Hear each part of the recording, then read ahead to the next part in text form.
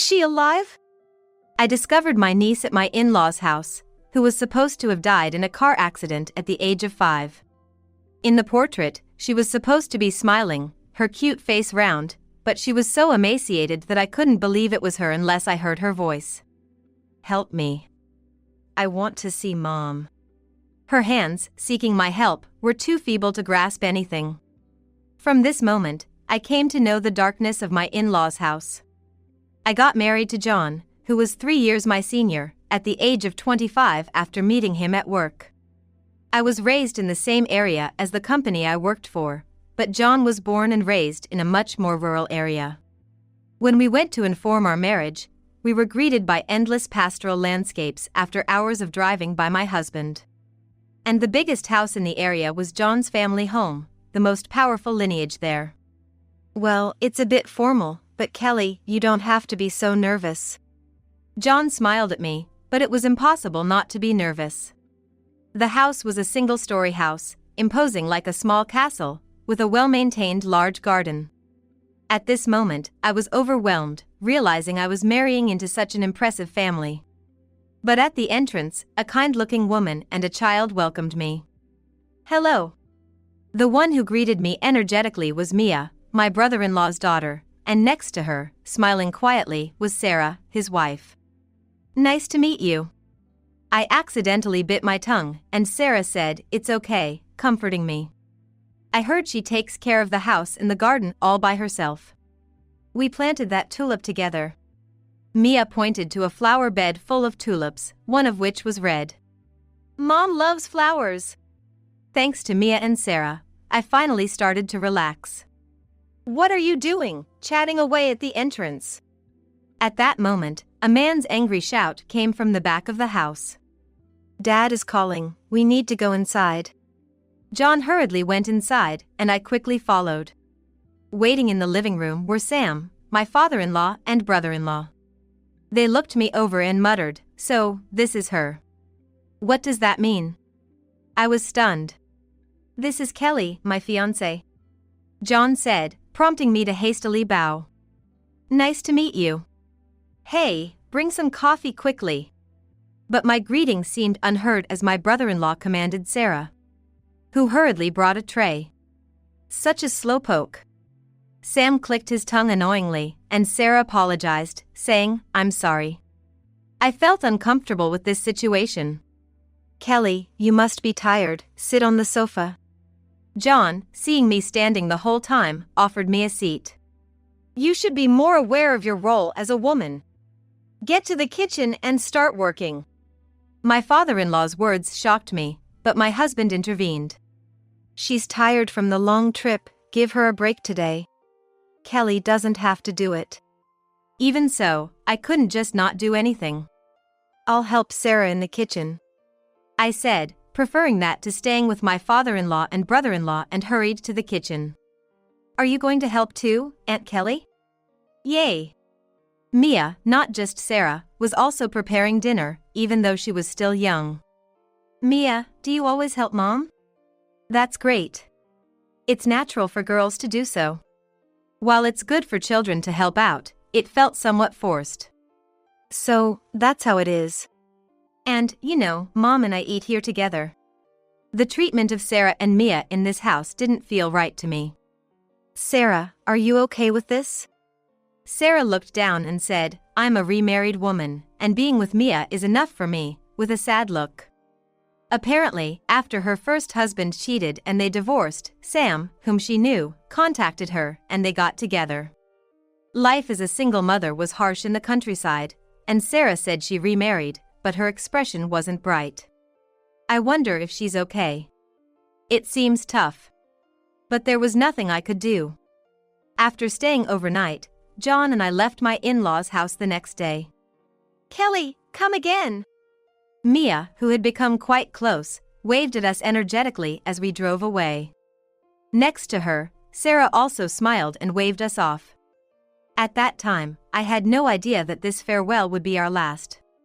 A few months later, one summer evening while we were having dinner, we got a call from Sam. After hanging up, John looked terribly somber. "What's wrong?" Sarah and Mia, they died in a car accident. You're kidding. I fought back tears, remembering the day we parted from them. Then, we need to rush to your parents' house to help with the funeral. That's the thing. John hesitated, avoiding my gaze. They died a week ago, and the funeral's already over. What? Since Sarah was a remarried spouse and Mia wasn't Sam's biological child, they didn't invite people. No way! Right. It's too cruel. John looked down, tears spilling over. He was aware of his father and brother's treatment of Sarah and Mia and had subtly warned them, but was harshly told, stay out of it. He had shared this with me before. That night, we couldn't sleep, tormented by our inability to have done anything for Sarah and Mia. Half a year later, we were directly invited by my in-laws to come back for Christmas, to meet the neighbors. We've postponed our wedding after what happened, and now, with the gathering, the family insists on celebrating. John explained, seemingly cornered into agreeing by his father and brother. I'm sorry to ask, Kelly, but would you come with me? He asked, looking guilty. Despite my reservations, I agreed. But, celebrating after what happened to Sarah and Mia this summer, is that okay? John seemed to agree. It felt somewhat disrespectful, but if that's what my in-laws wanted, we couldn't say no. Hoping to fill a void, we headed to my in-laws. Arriving, it was bustling like a festival, leaving me dumbfounded. It seemed relatives and local folks had gathered. Sam noticed us and approached. Thanks for coming. This year was significant because Kelly became part of our family. I wanted to introduce you to everyone on this joyous occasion. I appreciate that, but given what happened with Sarah, it feels a bit awkward. Outside, the flower bed Sarah had cared for during my first visit was now neglected. Overrun with weeds. Observing Sam's demeanor, he showed no sadness, instead smiling cheerfully. Truth is, Sarah and I weren't getting along well. I was planning to divorce her, so I don't feel much sadness. His casual tone made me shiver. Despite the lack of love, his indifference to losing his wife and child was chilling. By the way, have you guys had any kids? We were unsuccessful, so we're counting on you. Sam slapped my back lightly and moved on to greet others. Unsuccessful? His words eerily lingered, prompting me to shake the thought off. Feeling a chill, my father-in-law approached with a stern face. Thank you for inviting us. You still have that boyish haircut? Women should grow their hair out. He interrupted, glaring at me. My hair barely reached my shoulders. Reminded of his fixed ideas about women from my first marriage greeting. He even took the glass I was about to drink from. Show more awareness as a woman. Cooking and cleaning. Preparing drinks is a wife's duty. Once again treated like a servant without a proper welcome, I was dumped into the kitchen. John, noticing my distress, came to check on me but was quickly summoned back by his father for drinks. In the kitchen, relatives who seemed to have been helping gave me cold looks and left without greeting, saying, the main house's wife finally shows up. So this is how the holiday ends. I slogged through the mountain of dishes alone, disheartened. It seemed they just needed a maid, not a celebration. Sarah must have gone through this every year. I had braced myself for something like this. Yet, helping alongside Sarah and Mia might have made it bearable. Remembering their smiles made me feel lonelier. Hours passed, the family and relatives started heading out for a walk. Let's get ready. As I rushed out of the kitchen, my father-in-law glared. The wife's job is to clean and prepare drinks. Stay and work when we return to drink again. That's unfair to Kelly. I'll stay and help her. John intervened, but his father scoffed. Is your wife the kind of person who makes men do housework? Intimidated by my father-in-law, John visibly shrunk. It's okay. Go on without worrying about me. Reluctantly, I answered, and John looked at me with an apologetic gaze. I'll be back in an hour. Don't do anything extra, just what you were told. Confused about what he meant by anything extra, I asked, huh? My father-in-law then pointed towards a room I had never entered. "Don't ever go into that room. You're still an outsider to me." Leaving that behind, they headed off to the walk. Alone in the now quiet house, I sighed deeply and began preparing for the after-party. The journey here was long, and since arriving, I haven't had a moment's rest from housework, becoming utterly exhausted, but I couldn't rest yet. While washing dishes, drowsily, I accidentally let a plate slip from my grasp. The sound of the plate shattering echoed in the silent room. Oh no! If my father-in-law found out I broke a plate, I couldn't imagine what he'd say. Panicking, I couldn't find the vacuum cleaner anywhere and started opening doors and closets in a frenzy. Before I knew it, I was standing in front of the room I was told not to enter. It's just to look for the vacuum, right? I'll get in more trouble if I don't clean this up. With that thought, I braced myself and opened the door. Right inside, I found the vacuum cleaner leaning against the wall and quickly grabbed it. Thank goodness, looks like I can clean this up without getting caught. Relieved, I glanced around the empty room. Why am I forbidden to enter here? Pondering the purpose of my father-in-law's command, I suddenly heard a strange noise. What? What's that? The thought that it might be haunted made me freeze, but then I heard it again. The sound resembled something heavy being dragged. In the previously silent space, the sound seemed unnaturally loud, appearing to come from the ceiling. Maybe an animal got into the attic. While I'd prefer an animal to a ghost, I couldn't help but become curious about whatever was in the attic. It's okay. There's no such thing as ghosts. Driven more by curiosity than fear, I found stairs leading to the attic inside a sliding door and cautiously climbed up. The scene I discovered far exceeded my imagination. A child! And chained up? In the dark attic covered in cobwebs, a small girl crouched, chained in such a way she couldn't escape. I couldn't tell if what I was seeing was a ghost or reality, and I panicked. I'm hungry. The voice sounded familiar. My heart pounding, I rushed over and brushed away her long bangs, gasping. Mia, is that you? You're alive? The child was Mia, who was supposed to have died in an accident with Sarah half a year ago. She looked faintly at me. Though emaciated, there was no mistaking it was her. It's Kelly, do you remember me? Kelly? Can you help me? I want to see Mom. The chain was hung high up, out of reach for a 5-year-old. I unhooked it and carried her to the kitchen. After making some porridge and feeding it to her slowly, color started returning to Mia's cheeks. Why were you in such a place? There's no way she could have ended up there by accident. Where's Mom? I want to see her. Mia suddenly started crying, which felt odd. I cried so much, but Mom never came once. Is Mom okay? It was as if she didn't know about Sarah's accident. Mia, do you not know? Know what? Unable to tell her the truth, I stumbled over my words and quickly changed the subject. Were you always in the dark? Yeah. Uncle and Grandpa locked me up. I was scared. Uncle referred to Sam, Sarah's husband after remarrying, who Mia never called Dad. Why would they do something so terrible? Whatever their intentions, it wasn't safe to stay. I wrapped Mia in a blanket and hid her in the back seat of my car. Kelly, are Mom's flowers in the garden blooming? While being carried away, a now drowsy Mia mumbled. In Mom's garden, there was one red tulip.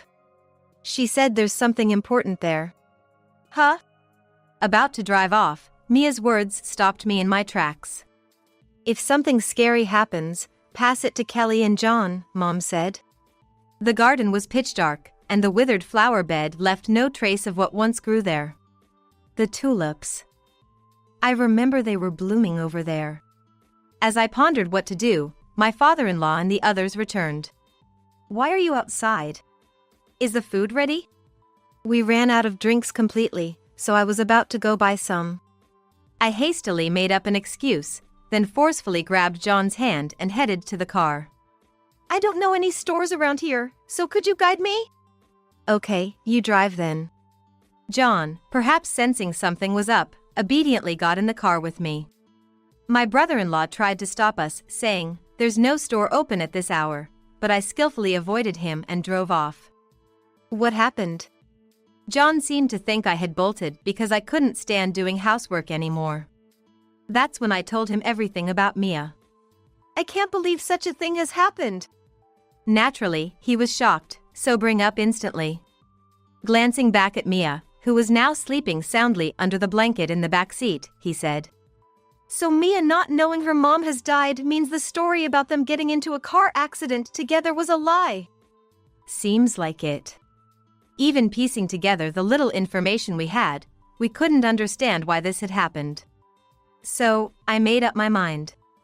After I take Mia to a safe place, I'll go back to my in-laws' house to look for what Sarah hid. It's dangerous to go back. I'll go.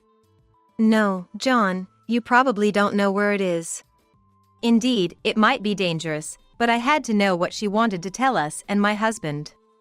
John, please take care of Mia and then call the police. He seemed to be pondering my request. There's someone else I need to inform first. That would be better. He seemed to be convincing himself, pulling out his phone to search for that person's number. After driving for over an hour into town, I found a hotel. I put Mia to bed, planning to head back to my in-laws right away, but ended up lying down beside her, and before I knew it, it was morning. Good morning. Did you get some rest? So, you're really going back home? John's gentle expression almost softened my resolve, but I nodded. I have to clear Sarah's name. But it would be better if we went together, wouldn't it? That would put Mia in danger. I understood his feelings, but I couldn't compromise on this. I stroked Mia's head, still fast asleep, grabbed the car keys, and stood up. As I approached my in-laws, I hid the car in the shadow of some trees and walked the rest of the way. It was still early morning, so I reached my in-laws without encountering anyone. I began digging up the withered flower bed, my fingers quickly growing numb from the cold. Although I remembered the location of the tulip bed, I couldn't recall the exact spot of the red flower, making it hard to find anything. Eventually, my fingers started bleeding, but I gritted my teeth and endured. What could possibly be in this flower bed? The thing Sarah said to show us, what could it be? Sarah, it really was an accident, right? The story, as if anticipating something would happen, gave me a bad feeling. It was an accident. That's settled, isn't it? Suddenly, I heard my brother-in-law's voice and jumped. Turning around, I saw Sam with a colder smile than the winter sky. Surprised me yesterday. How far did you go to buy drinks? Sorry. We ran out of gas on the way back. I tried to think of a way out, but my brother-in-law sneered. Not really, you had a lot of luggage, didn't you? Like, for one child? It was clear he knew about Mia's rescue. Lost for words, Sam slowly approached me. That child isn't related to me by blood. So, I thought to hide her and pretend she never existed. What are you talking about? So, a child with no right to inherit this house is just in the way. His smile chilled me to the bone. How could you do such a thing to Mia? Someone will find out, and you won't get away with it.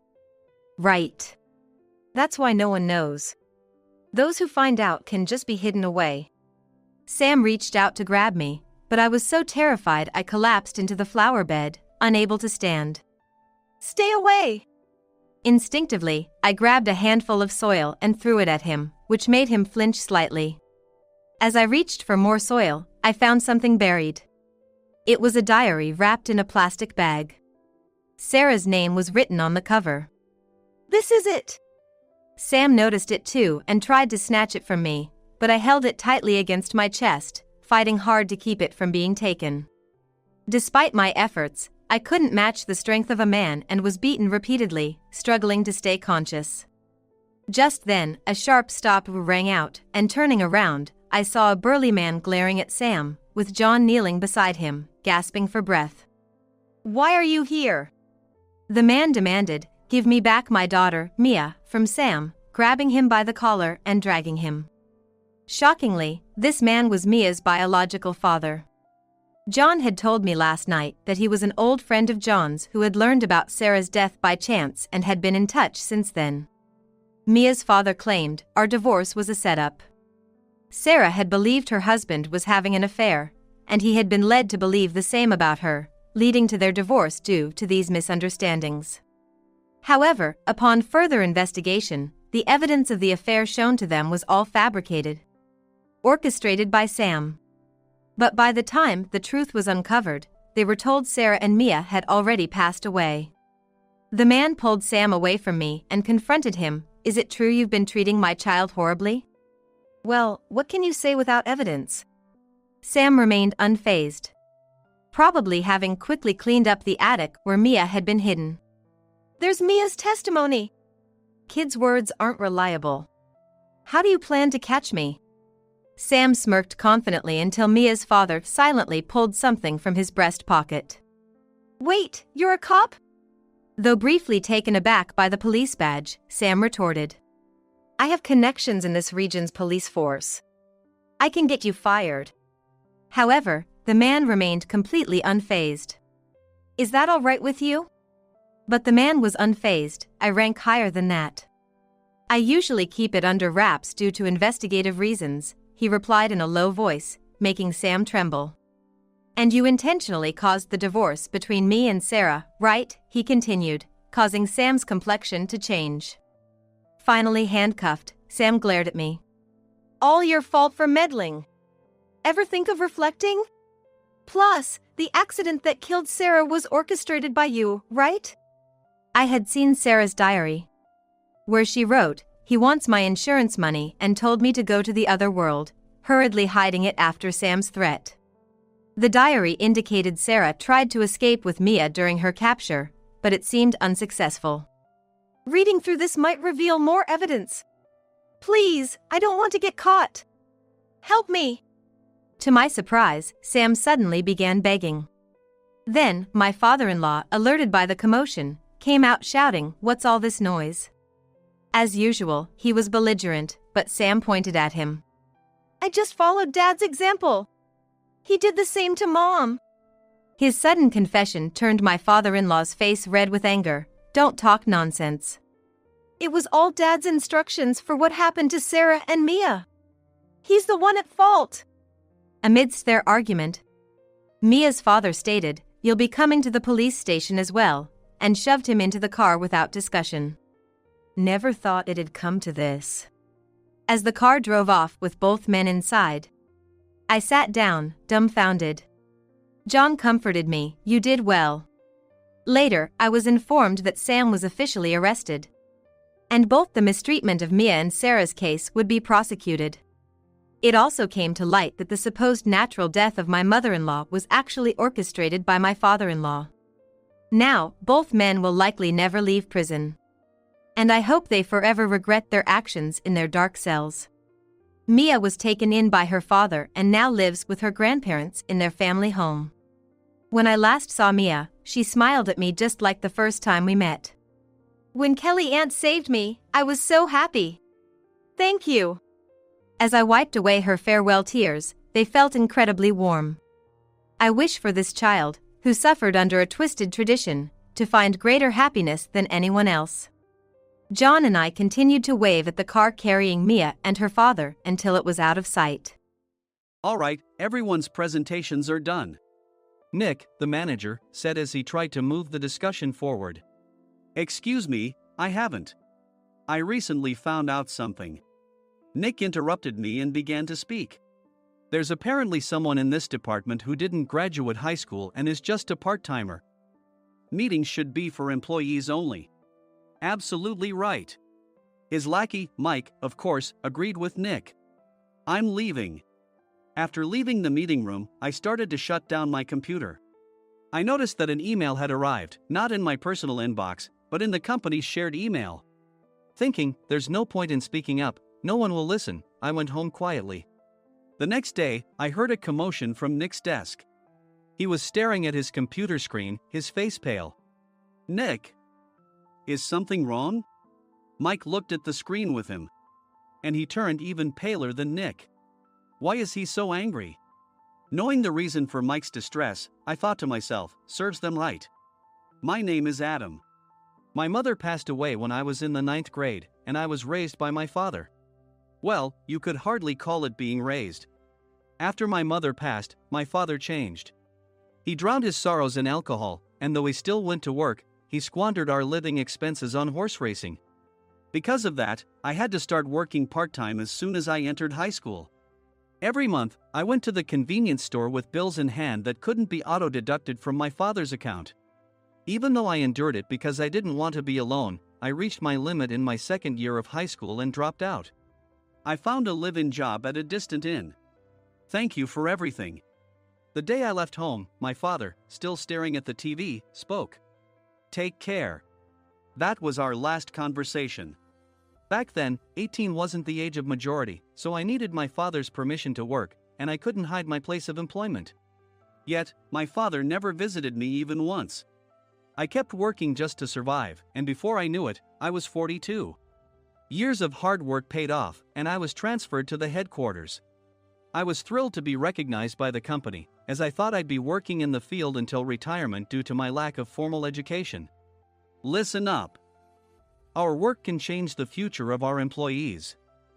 Don't drag us down.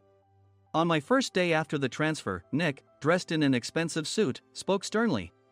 There was a reason for this. Our inn was located in a prominent tourist destination, known so well that everyone in the state could sing its commercial jingle. At its peak, we had 5 locations within the state. But that was long ago. Due to financial difficulties and aging facilities, only the place where I had worked for many years and the original establishment remained. I was prepared to lose my job anytime, but now there was a glimmer of hope. With the rise of social media, the tourist area where the inn was located started gaining attention again. Depending on how hard the sales department, where I was transferred, worked, we could either thrive or be forced to give up this prime location to the new hotel chains continuously popping up. For Nick, who had switched careers from another industry to strengthen our sales, this was a battle he couldn't afford to lose. I understood why he had to be strict. I will do my best. Nick sneered at my enthusiastic declaration. Did you not hear what I said? I'm sorry. I thought I was listening carefully. Out of habit from years of customer service, I apologized reflexively, though I had no idea what had offended him. Someone was watching me with a smirk. In this department, there are those who are expected to excel and those who have been shoved here because they have nowhere else to go. You are the latter. It was Mike, the section chief. He's 7 years younger, at 35. But he was called to headquarters much earlier than I was and had been moving around within the headquarters ever since. I'm not jealous, but I can't accept that he's my boss. Graduating from a prestigious university, he has an unusually high pride and caused many problems as a newbie, making things very difficult for me when I was the front desk leader. When I found out Mike was transferred to the sales department a month before me, I was disheartened. Mike is right. With just a middle school diploma, there's not much you can do. Don't even think about achieving results. As if I didn't exist, Nick remarked, I'm thirsty. Mike eagerly ran to the coffee maker. It seems Mike is Nick's lackey. I regretted being happy about my transfer to headquarters, wishing I had stayed on site forever. Send a direct mail to every company on this list by the end of the day. Nick only assigned me tasks that even a new graduate could handle. What? There are over 1,000 companies. You want me to send to all of them by today? Yes, if you and your fellow misfits split the work, even those with nowhere else to go should finish by today. I glanced at the employees typing away expressionlessly. They were worn out from customer service, only thinking about leaving on time, or were women reassigned after having children, with zero motivation for work. Even Sam, a new graduate from the same university as Mike, who was supposed to be among the expected achievers, had no enthusiasm for the job, having joined the company wanting to do customer service. I don't care what they say, I plan to quit anytime, he said. Only Nick and Mike were highly motivated, making all the decisions between the two of them. I originally only wanted to work at the inn to survive and had no particular attachment to this job. I swallowed my words, thinking I had no right to reprimand them. About a month after the transfer, Nick told us with a frustrated look. To commemorate the 50th anniversary, we've decided to create a plan exclusive for one group per day. Originally, Mike and I were supposed to come up with it, but our president, Mr. Thompson, insists on hearing everyone's opinions. So, you all get a chance. As Nick explained, Mike began handing out prints. Make sure not to embarrass Nick. If your ideas are half-baked, you'll have to redo them. It seemed that they had printed his handwritten notes by Mr. Thompson, which included several questions and a section for free responses. It made sense why Nick had to seek our input, given that all responses had to be submitted to Mr. Thompson. We were given a week to think about it, and a meeting was scheduled to compile our ideas. My plan is to let guests enjoy both the old and modern America. Nick began the presentations. Guests would watch a master confectioner at a nearby traditional sweet shop make sweets in front of them. The welcome drink would be premium tea in a bottle. Nick's plan was certainly attractive. After his presentation, Nick called on us to present in the order we were seated. Just as I stood up for my turn. All right, everyone's presentations are done. Excuse me, I haven't. I recently found out something. Nick interrupted me. There's someone in this department who didn't graduate high school and is just a part-timer. He was likely talking about me. I joined the company as a part-timer and was made a full-time employee when I turned 20. That was 20 years ago, so Nick and Mike probably had no chance to know until recently. Meetings should be for employees only. Absolutely right. After that, Nick kept creating opportunities to solicit everyone's opinions, purposefully excluding me from speaking. The meeting unexpectedly heated up and went past the scheduled end time. A few people asked to leave, and the discussion continued with the remaining few. Still here? Normally, you'd leave in that situation. Though I had no attachment to the job initially, hearing kind words from customers made me want to make them happier. For someone like me, with nowhere to go, the inn was my home and customer service was my life. I felt pathetic about my current self. I'm leaving. I left the conference room and started shutting down my computer. I noticed an email had arrived, not in my personal inbox, but in the company's shared email. Thinking no one would listen to what I had to say anyway, I quietly went home. The next day, while preparing the DM as instructed, I heard a commotion from Nick's desk. In his haste to stand up, he hit his knee on the desk. He stared at his computer screen, his face pale. Nick! What's wrong? Mike, thinking he should be the first to rush over, approached Nick while still wearing his coat. He peered at the screen with Nick. And he turned even paler than Nick. Why is he so angry? Who is responsible for this company? Nick, more irritated than ever, asked, and Mike answered without checking. Probably Sam. Sam wasn't there because he was attending a morning training session for new hires. Nick gave up on getting angry and returned his gaze to the screen. They were looking at an email that arrived right after the end of the working day yesterday. Apparently, no one, including me, had checked it before leaving. The email was from a large company that used us for their annual employee trips. The president and executives of that company also frequently used our services personally. President of the company, Mr. Mason himself, had declared that neither he nor his company would ever use our services again. Well, some companies cancel their employee trips or stop using our services due to financial struggles. Let's just move on. Mike kept wiping the sweat from his forehead with a handkerchief. Knowing why Mike was so agitated, I quietly watched their interaction. Do you know how much revenue we get from that company? We can find other guests to fill the rooms, but we'll lose the banquet costs, gift shop revenue, rental car fees, and more. Moreover, the gifts were supposed to be prepared by the traditional confectionery shop involved in Nick's proposed plan. If it's known that we incurred such a huge loss at this critical time, Nick's position in the company would be jeopardized. Nick took a deep breath, seemingly trying to calm himself. All right, Mike. Go to New York right now and apologize to Mr. Mason. What? You're coming with me, right? I have urgent work to do. I trust you, which is why I'm entrusting this to you. Please. Mike, believing Nick's sincerity, agreed with a determined look on his face, saying, Yes. That's Nick for you. Even if Mike went to apologize, Nick would shift all the blame onto him if the client didn't change their mind. Well, it was Mike's fault to begin with, so it served him right. About 3 hours later, Sam answered a call from somewhere and repeatedly apologized, saying, "I'm very sorry." Everyone watched to see what was happening. After ending the call, he informed Nick with a weary tone. When Mike arrived at the client's company, he only made things worse, further infuriating Mr. Mason. He was demanding, "Get his boss here immediately." It was no wonder Sam was exhausted, dealing with such a call right after returning from training. "What is that idiot doing?" "All right, Adam, you're coming with me. If sacrificing Mike didn't work, then I must be next." Normally, I'd want to refuse at all costs, but I saw an opportunity in this situation. "If I can be of assistance, I'd be happy to join you." I immediately followed Nick, and we flew to New York. When we introduced ourselves at the reception, it became clear how serious the situation was, as the receptionist personally escorted us to the president's office. Angry voices leaked through the door, making both Nick and me uneasy. "Excuse me. I'm Nick, the supervisor. I understand my subordinate has caused you trouble, and I deeply apologize." Nick, with his experience in the corporate world, knew enough to offer an apology before excuses. However, his customer service skills left much to be desired. I sighed as I saw Mike trembling like a small dog in the corner of the room.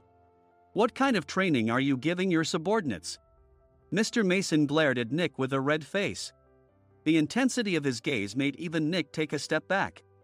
Regrettably, I joined this company only 2 years ago and was unaware of Mike's issues. I should have identified his shortcomings sooner. Indeed, I should have realized sooner. No sensible person would come to apologize and then give a lengthy presentation on the drawbacks of not using their in. Nick froze, his mouth slightly open. Suspecting the worst, I picked up the documents that had fallen to the floor. It seemed Mike hastily prepared these documents on the plane, listing the disadvantages. Disadvantage 1: if you change the venue for the company trip, employees might suspect it's for cost-cutting reasons, leading to a negative impression. Reading it aloud half-jokingly, Nick snatched the papers from my hand and checked the contents with a furious expression. Among the stack of documents was a receipt from a nearby convenience store's copy machine. I felt a pang of dread, hoping he hadn't shown the receipt as well. What do you think he said when I asked what kind of nerve he had to do this?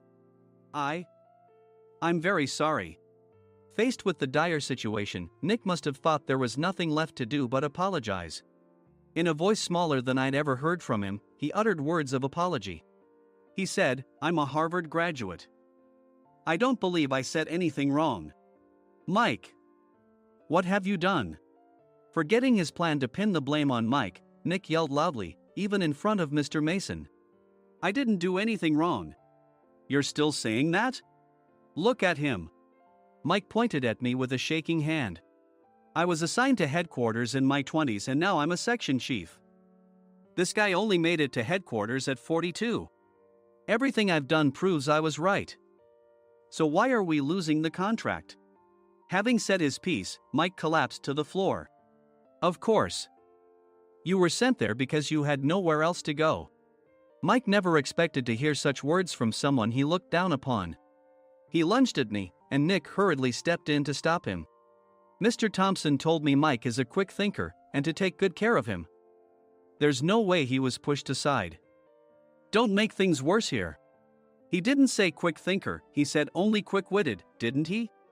I don't remember that part." I recalled the many troubles Mike caused when he was a newbie. When Mike was on the front line, his pride was so high that he never apologized to customers. Customer service, especially in our job, doesn't work alone. It brings both good and bad situations. If the front staff or housekeepers made mistakes, or the cleaning company didn't properly clean a room, one had to apologize to the customers regardless of personal fault.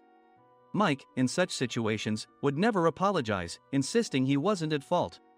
This often angered customers, and as the front desk leader, I frequently had to apologize on his behalf. He caused complaints and disrupted operations, which is why he was quickly moved to headquarters. In departments where he didn't interact directly with customers, his quick thinking was beneficial and things went well. But it seemed his flaws were starting to show. Corporate reservations are supposed to be entered into the system by the sales representative. But a quick check yesterday revealed that more than 10 items were missing from the client's reservation. The handover document clearly stated what needed to be prepared. Why didn't you enter it into the system? Why do we have to give them special treatment? Filling rooms near the banquet hall, setting up all the food in advance. Specifying the brand of wine, they're too demanding. No wonder he always angered customers, I thought, feeling a headache coming on. Grouping them in rooms near the banquet hall is for our benefit too. It makes it easier for the staff to set up beds and serve breakfast since everyone's schedule is synchronized. As for the other requests, Mr. Mason suggested them to lighten our load. I didn't know that. Nick finally seemed to realize that Mike was the one who had angered the client. What did you say to them? I just told them we wouldn't give them special treatment anymore. We shouldn't waste effort on things that don't bring in money. I was utterly exasperated at his lack of understanding of customer service. Of course, we shouldn't comply with unreasonable demands. But carrying over successful practices from past stays makes customers feel remembered and enhances their experience. Good memories encourage repeat visits. That's part of our job. I looked down at Mike, who was sitting on the floor. In our job, nothing is a waste. Mr. Thompson likely moved you to the sales department, hoping you'd finally understand this. How do you think he feels now that you've failed to meet his expectations? Mike, tears in his eyes, fled the president's office. I was amazed he still hadn't apologized. You have it tough, Adam. It's okay, we're all employees of the same company. I deeply apologize for this disrespectful incident. Especially after all the care you've shown us. If it weren't for you, Adam, I really would have stopped staying here. When I heard you were moving to the sales department, I was willing to reconsider if you handled it. Seeing us talk so amicably, Nick's face contorted. Do you two know each other? Adam's service is excellent. I always requested him specifically. Normally, we don't accept specific staff requests, but we made an exception for Mr. Mason, adjusting my shifts accordingly. He had personally stayed at our hotel just before my transfer, and during casual conversation, I mentioned, I'm moving to the sales department soon. If I hadn't told him then, things could have been much worse. Please continue to take care of us. I look forward to it. On the return flight, Nick awkwardly offered me a can of beer. It's still working hours. Of course, I had no intention of forgiving him for a single beer. Nick might try to pin everything on Mike and avoid any consequences. While pondering this, a startling fact came to light. Nick, the tea bottles for the plan have arrived. I handed Nick a bottle labeled with our inn's name. They look good. What are you talking about? These are plastic bottles. I had assumed we would use the trendy, high-end bottling tea. But what arrived were ordinary plastic bottles of tea with customized labels. The only unique aspect was the label, which had the inn's name, making it look customized. Upon further investigation, I discovered that a substantial amount of money was set to be paid to the tea company. It was priced like bottling tea. Does this plastic bottle really cost $100 each? The tea inside is specially blended for us. The extra cost is for that. Wouldn't it be better to use another tea company? Or is there a specific reason we must use this one? As Nick continued to make excuses, I showed him a printed email. I informed the tea company's president, Mr. Mitchell, that we discovered irregular payments and he confessed. He said you two were high school classmates and planned to split the extra money. That idiot. Why did he confess? That's not important. You should worry about yourself, this could turn into a police matter. Opening the bottle cap, I suggested. How about calming down with this tea? It supposedly has a relaxing effect. Nick drank the tea frantically. In the following days, decisions were made about their fates. Mike was reassigned to the General Affairs Department, with no chance of transfer or promotion, as per Mr. Thompson's orders. As for Nick, since the payment to the tea company hadn't yet been made, he narrowly avoided legal trouble. Instead, he was encouraged to leave the company, and to avoid further complications, Nick submitted his resignation. Rumor has it that connections between HR departments have made it difficult for him to find new employment. Even though it was good to have those two gone, something unexpected happened in the sales department. Everyone became motivated and united in refining the 50th anniversary plan. In the end, my plan was adopted. We collaborated with the Tourist Information Center to provide personalized guides. The plan, tailored to the number of guests, was truly special for the 50th anniversary. Hey, is Adam's family coming to stay? I immediately booked that special plan for my family. Sam noticed it on the reservation list and quickly picked up on it. Yes, I'm inviting my father. That's great. I might invite my parents too. I lacked the courage to face my father just as Adam. But here, with the confidence Mr. Mason praised, I felt ready. The 50th anniversary plan was a perfect opportunity to reconnect with my father. I hoped to bring back the days when we could laugh together as we once did.